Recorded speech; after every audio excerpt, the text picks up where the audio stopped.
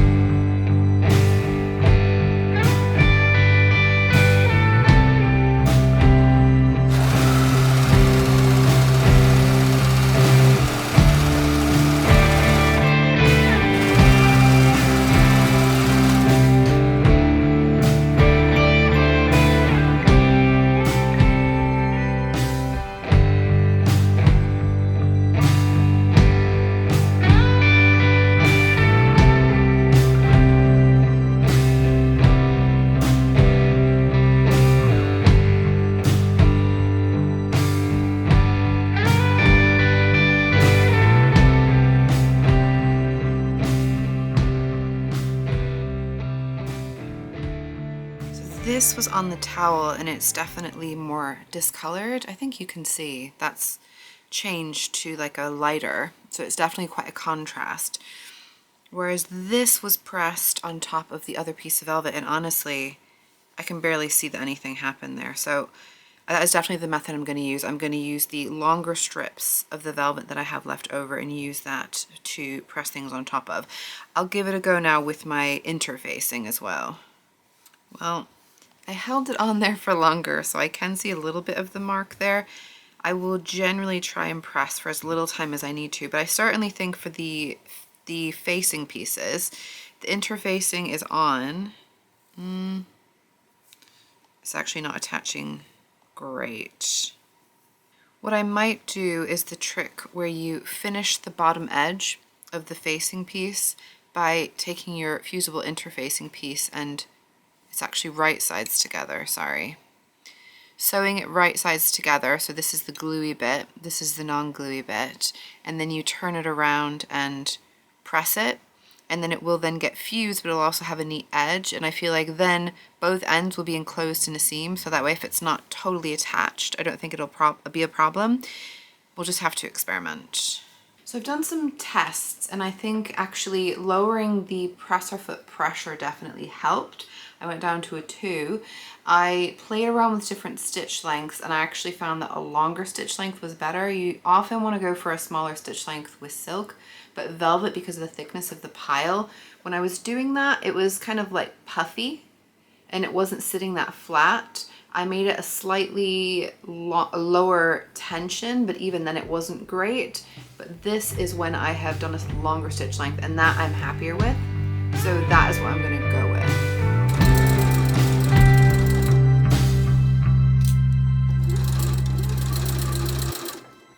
It's still gonna be fine. It's still gonna be enclosed in the seam. But look how much that's been moving.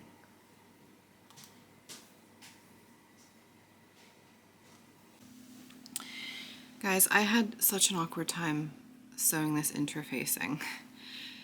It's not perfect. I was gonna just go with it, and I realized that I've sewn it the wrong way around. So this is the gluey side that's facing the fabric. It should have been the other way around, so I have to unpick this. Wish me luck. Guys, this is proving truly awful. This side is black on black thread on black interfacing, and I'm just really struggling to find the threads. On this side, every time I try and pull just the black threads, I'm getting some little green fibers. It's so impossible. I really can't unpick that. I think I'm just gonna have to recut those pieces.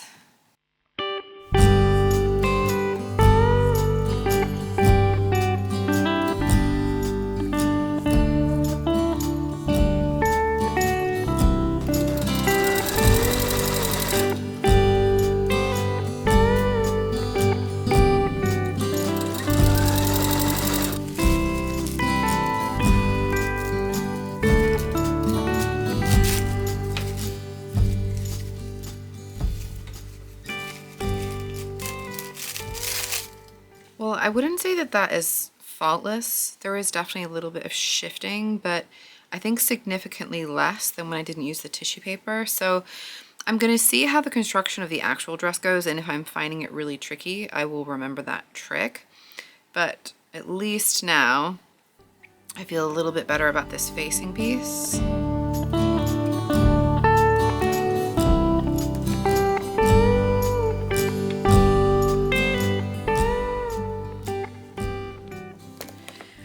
So you end up getting your interfacing stuck to it, but then that is now the edge of your facing, and it's fully finished, which I think is a really nice way to do it.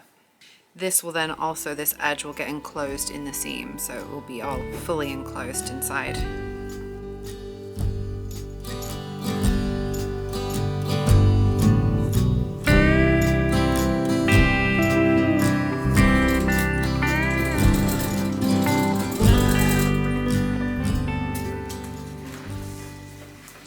I have to say, the sewing the velvet to the velvet is working better than sewing the velvet to the interfacing. So I'm feeling a little relieved. I was feeling slightly terrified if it was gonna be that horrible the whole time.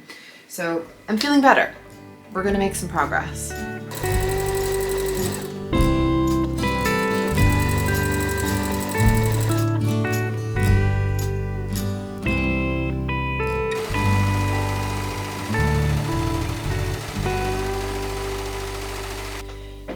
Well, that has been awkward. I've never had such a problem just serging an edge before. There were parts where the fabric was trying to like flip up and didn't want to go underneath the presser foot. So I've ended up with a few like odd like puckers in there. I mean, I don't care, it's all enclosed, and this is the inside of the seam. And I have made a skirt. All right, let me pan down. Velvet skirt, guys. It's doing the things. It is making me feel excited about where I'm headed, but also, yeah, not excited about the process. hoping it gets easier as I move forward and I start to get a little bit more confident with what I need to do with this fabric.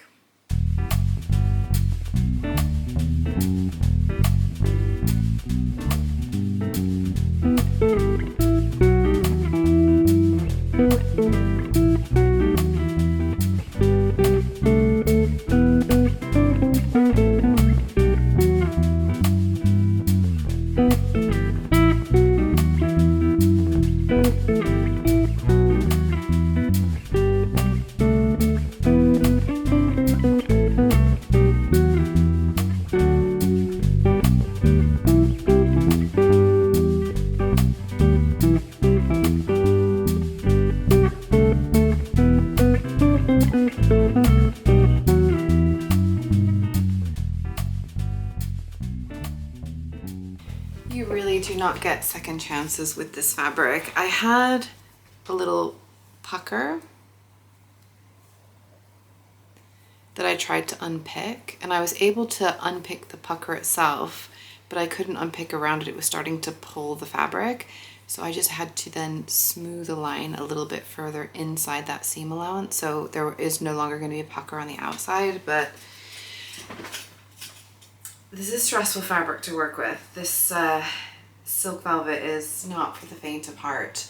I was talking to my husband. He's like, well, why is it so difficult to work with? Is it because it's velvet? And I was like, well, it is velvet. It's also silk. And they're basically the two most awkward fabrics to work with for different reasons. And yeah, this is, it's not my favorite. I am gonna go with what I get. And in all honesty, I'm sure I'm gonna love the outcome, but I'm not particularly excited to sew with more silk velvet anytime in the near future. I think it's one of those things where I'll have to like let the memory go enough that I've forgotten how awkward it is to sew with, and then maybe I'll give it a go again. But yeah, it's been interesting. Let's just say that. So I'm doing my first try on where basically I have not sewn the sleeve or the side seams because that's one long seam. I'm just throwing it on my body. I had issues where the fabric was shifting. So this is a sort of a longer piece than this, and I was supposed to be easing it in, and as I was sewing it, it just shifted to be not eased in, basically. So I've got long tails of this side section of the princess seam that are significantly longer. When I get a little indecent here. But yeah, this is significantly longer than this. These are supposed to be level. So I cannot unpick it. So I'm just gonna trim these. At least it's symmetrical. I think it will fit okay. It's just not quite how it was supposed to be. I knew it was gonna be awkward. I'm really just hoping that it works out wearable. I think it will. I'm gonna cross my fingers and hold my breath and see what happens.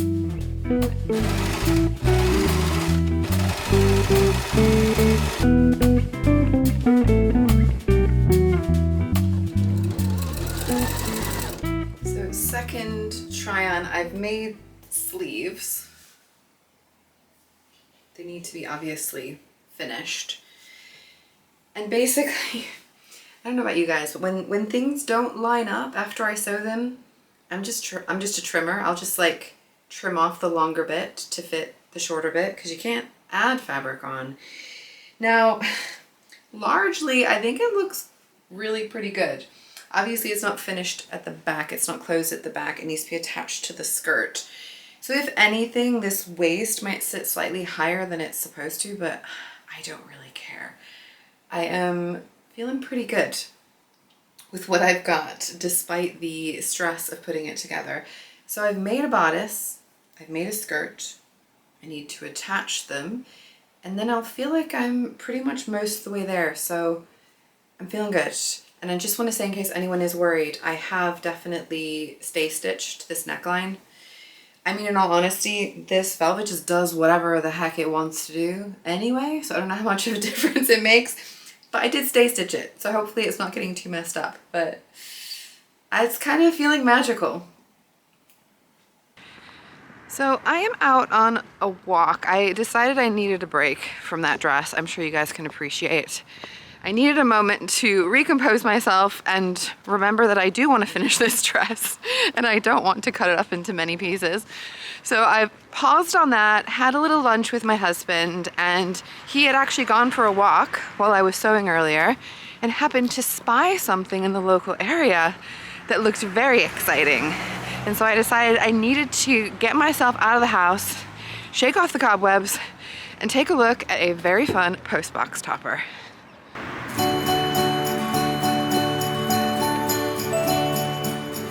This one is so good.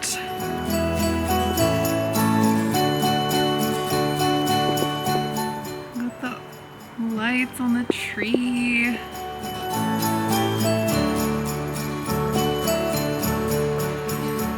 It's such a good one. I'm really glad that we found it. Time to get back home and out of the rain. I always feel better when I've had an opportunity to get out of the house and go for a little walk. I feel like it's a good idea to do. I don't always do it when I'm getting really like stuck into my creative stuff. So I'm glad that I had a reason to get out, and I definitely did appreciate it. What I want to do now is my Advents. So it's the 20th. Yeah, the 20th of December. So I've got my Advent Swapmas gift, the number 10 gift, which is right here. Can I just show you guys a very fun little detail? This kind of thing happens all the time to me as well. I'm unwrapping this, it's taped, and I noticed that there's a thread that's somehow gotten caught. I probably can't show you terribly well. The thread has gone into the tape, and that's a sewist gift right there. What? All right, this is wild. This is crazy. So I am recognizing this fabric. I've had some other things made with this fabric and this. I'm loving that everything's all matching. There is a loop here, and look inside. This is to store things. I'm never gonna lose my scissors. She's given me one of the, oh, I love these scissors. They are so, so pretty. These like multicolor metallic ones. I know there's a name for it, but I cannot remember. But I can wear this when I'm sewing, and then I never lose my scissors. Oh my gosh, this is so fun. I'm totally gonna be using this. I really do love that. Christine, you rock. Thank you so much. All right, so let me do my marshmallow. The 20th is up here. It's the shrimps and banana, strawberry and banana. Can't win them all, guys. That one is going bye-bye. Do you know that every dog's nose print is completely unique? Just like a human fingerprint. That is fascinating. I didn't know that. That's a fun one to know. So what I do want to do now, I want to go and do a tiny bit more sewing. It is just after 4:30. So I do need to make some dinner. I do need to do a little bit of Christmas baking, and we're gonna have a movie tonight. So I need to get on with stuff. What I decided I want to do with the sewing, because I feel like it will be a good point to stop, is to attach the bodice to the skirt. I feel like it's a bit odd to stop like when I have a bodice and I have a skirt and it's not a full dress. So my plan is to just sew those bits together. I can't remember if the facing goes in next. If it does, I might pop that in as well, because I feel like that will feel like most of the sort of big jobs done, and then the details are to be finished tomorrow. And I think, and then I feel like I can then relax and allow myself to do some other things. So without further ado, let me get on with that.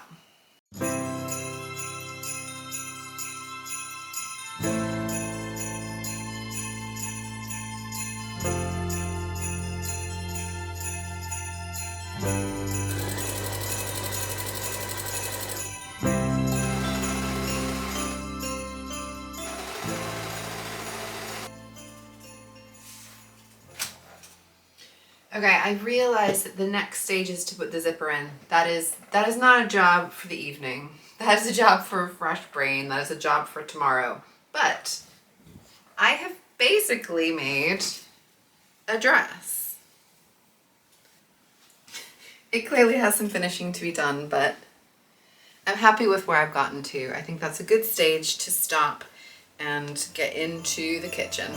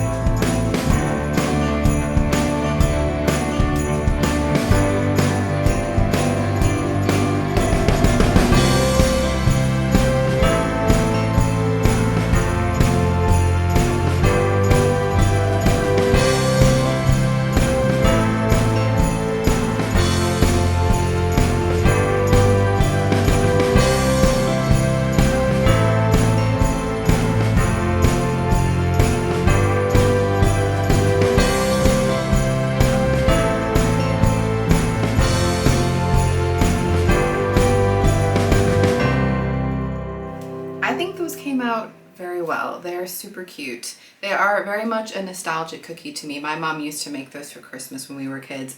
I feel like they're a very kiddie kind of cookie, but my family in the UK have never had them, and I feel like they're such a Christmas tradition. Definitely needed to bring them around. They're also gluten-free because I use gluten-free cornflakes, and we have some people who can't have gluten, so it's a big win. I have decorated some of them with the berries. Typically you'd usually use Red Hots, a little cinnamon candy in the US, but I could not get them in the UK. I tried very hard, could not find them. So I decided that just piping a little bit of red icing on there would work absolutely fine. I think they look very cute, and I'm sure it will work well with the flavors. What I'm gonna do now, I still have more of these to do, but I'm just gonna get on and make some dinner, and while it's in the oven, I'm gonna finish off these cookies.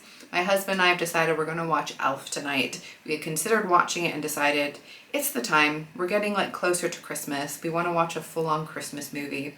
When we went grocery shopping, we wanted to pick up some snacks for the movie. And I saw these Pringles, and I just thought, clearly the perfect snack for Elf. I'm not gonna be drinking tonight. I don't drink every night. So I got myself a sparkling raspberry lemonade. I am a fan. I think it'll go well with the sour cream and onion Pringles. And I will see you guys tomorrow for more sewing, more baking. Who knows, maybe I'll finish my Christmas dress. We'll have to wait and see. See you then. Dinner is in the oven. We are having toad in the hole, and it takes 40 minutes in the oven. So I have now been able to finish. I actually got my husband Phil to help me with some of the berries because it was a very hard squeeze, that particular icing. But I gotta try these because I need to know if they're good, and then I can tell you guys. I did follow one recipe largely, but I looked at different recipes, and so I added a tiny splash of vanilla and almond extract just because I thought that would just soup them up a little bit more. We'll see. So here they are. They are sticky. They are adorable. And let's see what they're like. They are better than I remember them. They are very Rice Krispie-esque, but a little bit different for being the cornflake, and I think the almond and vanilla definitely add something, so I recommend, and they're so cute on a cookie tray.